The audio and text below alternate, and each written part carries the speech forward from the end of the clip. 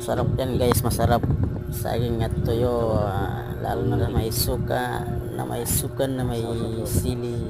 Masarap yan. Sarap ang kain ko dyan. Pero kain po tayo mga biyero. Saging lang sa kalam, sobrang sarap yan. Minsan lang kumakain ng saging saka